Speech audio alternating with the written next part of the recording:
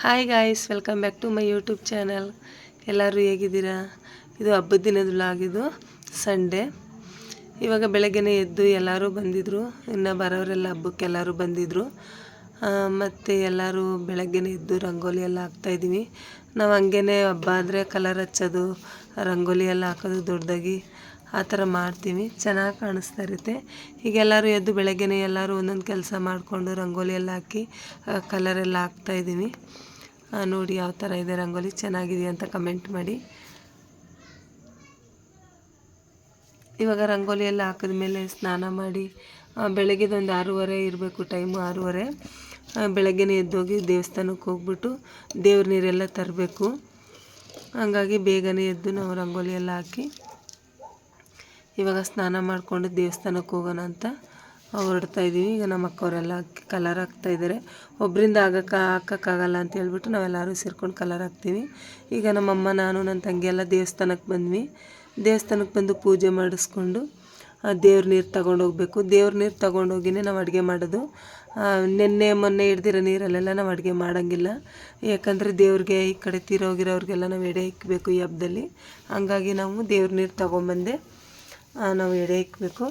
ಇವಾಗ ಬೋರ್ವೆಲಲ್ಲಿ ನಾವು ಅರಿಶಿನ ಕುಂಕುಮ ಹೂವು ಎಲ್ಲ ಇಟ್ಟು ಬೋರ್ವೆಲ್ಗೆ ಪೂಜೆ ಮಾಡಿ ಫಸ್ಟು. ಆಮೇಲೆ ಮನೆಗೆ ಏನು ನೀರು ತೊಗೊಂಡೋಗ್ತೀವಿ ಬಿಂದಿಗೆಗಳಲ್ಲಿ, ಅದಕ್ಕೆಲ್ಲ ನಾವು ಅರಿಶಿನ ಕುಂಕುಮ ಎಲ್ಲ ಇಟ್ಟು ಪೂಜೆ ಮಾಡ್ತೀವಿ. ಇನ್ನು ಪೂಜೆ ಮಾಡಿ ಈ ನೀರು ಎತ್ಕೊಂಡೋಗಿ ನಾವು ಹೊಸ್ದಾಗಿ ಅಡುಗೆ ಮಾಡೋದು. ಈಗ ನಮ್ಮಮ್ಮ ಪೂಜೆ ಮಾಡ್ತಾಯಿದ್ದಾರೆ ದೇವರಿಗೆ. ಇದು ಶನಿದೇವ್ರ ದೇವಸ್ಥಾನಕ್ಕೆ ನಾವು ಬರೋದು.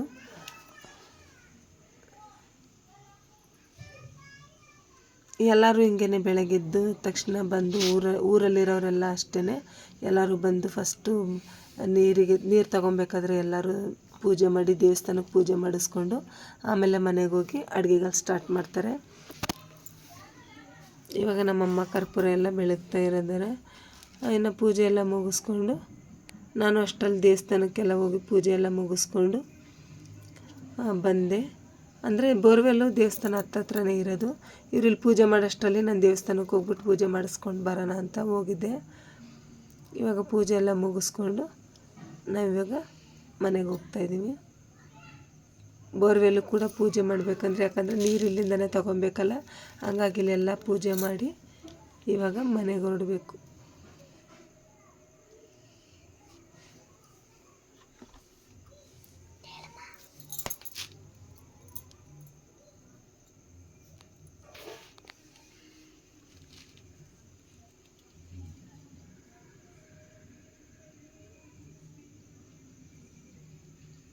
ಇವಾಗ ನೋಡಿ ಪೂಜೆ ಎಲ್ಲ ಆಯಿತು. ಇವಾಗ ಮನೆಗೆ ಹೋಗ್ತಾಯಿದ್ದೀವಿ.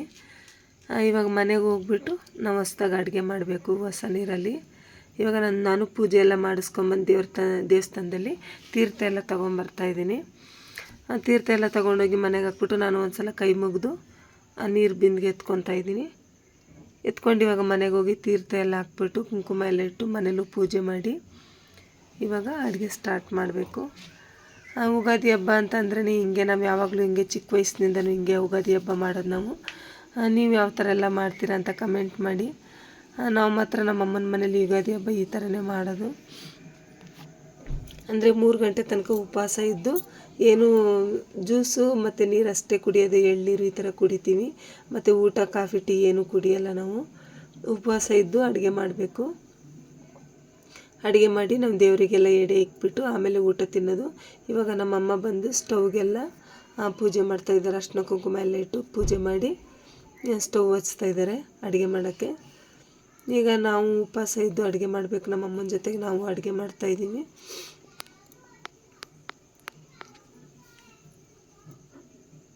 ಇವಾಗ ಈ ಕಡೆ ಹಿಂದೆ ಮನೆ ಅಂತ ಒಂದಿದೆ ನಮಗೆ, ಆ ಕಡೆ ಮನೇಲಿ ಅಡುಗೆ ಮಾಡ್ತಾಯಿದ್ದೀವಿ. ಅಡುಗೆ ಮನೆಯಲ್ಲಿ ಚಿಕ್ಕದು ಜಾಗ ಸಾಲಲ್ಲ ಅಂತೇಳ್ಬಿಟ್ಟು ಇನ್ನೊಂದು ರೂಮಲ್ಲೇ ಸ್ಟವ್ಗಳೆಲ್ಲ ಇಟ್ಕೊಂಡು ಅಡುಗೆ ಮಾಡ್ತಾಯಿದ್ದೀವಿ. ಯಾಕಂದರೆ ಜನ ಜಾಸ್ತಿ ಇರ್ತಾರೆ, ಅಡುಗೆ ಮಾಡೋಕ್ಕೆ ಹಿಂಸೆ ಆಗುತ್ತೆ ಅಂತ ಹೇಳ್ಬಿಟ್ಟು ನಾವೆಲ್ಲ ಒಂದು ಮನೆಗೆ ಶಿಫ್ಟ್ ಮಾಡ್ಕೊಂಡಿದ್ದೀವಿ. ಇನ್ನು ಅಲ್ಲೆಲ್ಲ ನಾವು ಅಡುಗೆ ಮಾಡೋಷ್ಟರಲ್ಲಿ ನಮ್ಮಪ್ಪ, ನನ್ನ ತಂಗಿ ಗಂಡ, ನನ್ನ ಮಗಳು ಎಲ್ಲರೂ ಬಂದಿಲ್ಲಿ ತೀರೋಗಿದ್ದಾರೆ. ನಮ್ಮ ಅಜ್ಜಿ, ನಮ್ಮ ತಾತ ಎಲ್ಲ ಅವರಿಗೆಲ್ಲ ಪೂಜೆ ಮಾಡ್ತಾಯಿದ್ದಾರೆ. ಎಲ್ಲ ತೊಳೆದು ಸಮಾಧಿಗಳೆಲ್ಲ ತೊಳೆದು ಅರಿಶಿನ ಕುಂಕುಮ ಹೂವು ಎಲ್ಲ ಇಟ್ಟು ಪೂಜೆ ಮಾಡ್ಕೊಂಡು ಬಂದರು ಮನೆಗೆ.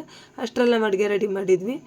ರೆಡಿ ಮಾಡಿದ್ಮೇಲೆ ಇವಾಗ ಎಡೆ ಇಕ್ಕಕ್ಕೆ ನಮ್ಮ ಅಪ್ಪಂಗೆಲ್ಲ ಹೆಲ್ಪ್ ಮಾಡ್ತಾಯಿದ್ದೆ. ನಮ್ಮ ಅಪ್ಪನ ಕೈಲಿ ಆಗ್ತಾಯಿರಲಿಲ್ಲ, ಯಾಕೋ ಹುಷಾರಿರಲಿಲ್ಲ, ಕೈಕಾಲೆಲ್ಲ ನಡುಗ್ತಾಯಿತ್ತು ಅಂತ ಹೇಳ್ಬಿಟ್ಟು ನಾವೇ ಎಲ್ಲ ಹೆಲ್ಪ್ ಮಾಡ್ತಾಯಿದ್ವಿ. ಇನ್ನು ದೇವ್ರಿಗೆ ಫಸ್ಟಿಗೆ ಎಡೆ ಇಕ್ಬಿಡ್ತೀವಿ ನಾವು, ಆಮೇಲೆ ತೀರೋಗಿರೋರಿಗೆಲ್ಲ ಎಡೆ ಇಕ್ತೀವಿ ನಾವು.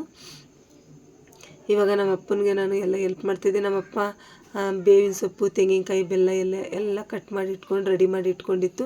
ಅದಕ್ಕೂ ಪೂಜೆ ಮಾಡಿ ಆಮೇಲೆ ತಿನ್ನೋದು. ಈ ಥರ ನಾವು ಎಡೆ ಇಕ್ಕೋದು. ಅವಾಗಿಂದನೂ ಚಿಕ್ಕ ಮಕ್ಕಳಿಂದನೂ ನಮ್ಮಪ್ಪ ಇದೇ ಥರನೂ ನಮಗೆ ಗೊತ್ತಿರೋ ಮಟ್ಟಿಗೆ ಇದೇ ಥರನೇ ಹಬ್ಬ ಮಾಡ್ಕೊಂಬಂದಿರೋದು. ಹಂಗಾಗಿ ನಾವು ಅದೇ ಥರ ಹಬ್ಬ ಮಾಡ್ತಾಯಿದ್ದೀವಿ. ಇವತ್ತು ಊಟಕ್ಕೆ ಒಬ್ಬಟ್ಟು, ಪಾಯಸ, ಅನ್ನ, ಸಾಂಬಾರು ಮತ್ತು ಹಪ್ಪಳ, ಉಪ್ಪಿನಕಾಯಿ, ಉಪ್ಪು ಇದೆಲ್ಲ ಇಡ್ತೀವಿ ನಾವು ಎಡೆಗೆ. ಅದು ಅವಾಗಿಂದನೂ ಅದೇ ರೂಢಿ, ಅದೇ ಇಟ್ಕೊಂಬಂದಿರ್ತೀವಿ. ನಾವು ರೆಗ್ಯುಲರಾಗಿ ಇಷ್ಟೇ ಮಾಡೋದು ಹಬ್ಬಕ್ಕೆ. ಒಂದೊಂದು ಸಲ ವಡೆ ಕೂಡ ಮಾಡ್ತಾಯಿದ್ವಿ, ಇಷ್ಟು ಸಲ ಮಾಡಿಲ್ಲ. ಒಬ್ಬಟ್ಟು ಮಾತ್ರ ಇಟ್ಟಿದ್ದೀವಿ. ನೋಡಿ ಈ ಥರ ಇಟ್ಟು ಇವಾಗ ಪೂಜೆ ಎಲ್ಲ ಮುಗಿಸ್ಕೊಂಡು 2 ಸಲ ಇಡ್ತೀವಿ ಈ ಥರ. ಒಂದು ಸಲ ದೇವರಿಗೆ, ಒಂದು ಸಲ ತೀರೋಗಿರೋರಿಗೆಲ್ಲ ಇಟ್ಟು ಈ ಥರ ಪೂಜೆ ಮಾಡಿ, ಈಗ ದೇವರಿಗೆ ಇಟ್ಟಿರೋ ಪ್ರಸಾದ ಎಲ್ಲರೂ ಸ್ವಲ್ಪ ತೊಗೊಂಡು ತಿಂತೀವಿ. ಮೊದಲು ಬೇವಿನ ಸೊಪ್ಪು, ತೆಂಗಿನಕಾಯಿ, ಬೆಲ್ಲ ಎಲ್ಲ ನಮ್ಮಪ್ಪ ರೆಡಿ ಮಾಡಿದ್ರಲ್ಲ, ಬೇವು ಬೆಲ್ಲ ಅದು ಫಸ್ಟಿಗೆ ತಿಂತೀವಿ. ಆಮೇಲೆ ಎಡೆ ಇಕ್ಕಿರ್ತೀವಲ್ಲ ಅದು ಪ್ರಸಾದ ಸ್ವಲ್ಪ ತಿಂತೀವಿ ಎಲ್ಲರೂ. ಇವಾಗ ನಮ್ಮಮ್ಮ ಎಲ್ಲ ಪೂಜೆ ಮಾಡ್ತೀವಿ. ಈಗ ಎಲ್ಲರೂ ಸೇರಿ ಒಬ್ಬೊಬ್ಬರು ಪೂಜೆ ಮಾಡಿಬಿಟ್ಟು ಪ್ರಸಾದ ತಿನ್ನೋದು. ಇವಾಗೆಲ್ಲ ಮಾಡ್ತಾಯಿದ್ದೀವಿ ಪೂಜೆ. ಇನ್ನೂ ಬರೋರಿದ್ದರು ನಮ್ಮ ಅಕ್ಕವರೆಲ್ಲ, ಅವರು ಅವ್ರ ಗಂಡನ ಮನೆಗೆ ಹೋಗ್ಬಿಟ್ಟು ಪೂಜೆ ಎಲ್ಲ ಮುಗಿಸ್ಕೊಂಬರೋಣ ಅಂತ ಹೋಗಿದ್ದಾರೆ. ಅವ್ರ ಮನೆಯೂ ನಮ್ಮ ಪಕ್ಕದ ಅವ್ರ ಊರು ಕೂಡ ನಮ್ಮ ಪಕ್ಕದೂರಲ್ಲೇ ಇರೋದು, ಹಂಗಾಗಿ ಅವರು ಹೋಗಿದ್ದಾರೆ. ಇಲ್ಲಿ ಏನಂದರೆ ನಮ್ಮ ಅಕ್ಕನಿಗೆ ಗೊತ್ತಿಲ್ದಿರ ನನ್ನ ಥರನೇ ಡ್ರೆಸ್ ಹಾಕೊಂಬಂದುಬಿಟ್ಟಿದ್ದಾರೆ. ನಾನು ನಮ್ಮ ಅಕ್ಕ ಆ ಥರ ಡ್ರೆಸ್ ಹಾಕ್ಕೊತಾರಂತ ನನಗೂ ಗೊತ್ತಿರಲಿಲ್ಲ. ಸೇಮ್ ಕಲರ್ ಡ್ರೆಸ್ ಹಾಕೊಂಬಂದುಬಿಟ್ಟಿದ್ದೀವಿ. ಇಬ್ಬರು ಪರ್ಪಲ್ ಕಲರ್ ಡ್ರೆಸ್ಸೇ ಹಾಕ್ಕೊಂಬಿಟ್ಟಿದ್ದೀವಿ. ಇಬ್ರಿಗೂ ಗೊತ್ತಿಲ್ಲ ನಾವು ಆ ಥರ ಡ್ರೆಸ್ ತೊಗೊಬಂದಿದ್ದೀವಿ ಅಂತ. ಆದರೆ ಇಬ್ಬರು ಖುಷಿಯಾಗಿ ಹಾಕ್ಕೊಂಬಿಟ್ವಿ, ಇನ್ನೇನು ಮಾಡೋಕ್ಕಾಗಲ್ಲ ಅಂದ್ಕೊಂಡು ಹಾಕ್ಕೊಂಡ್ವಿ. ಬಟ್ ಒಂದೇ ಕಲರ್ ಹಾಕ್ಕೊಂಡಿದ್ದೀವಿ ಇವತ್ತು ಹಬ್ಬಕ್ಕೆ.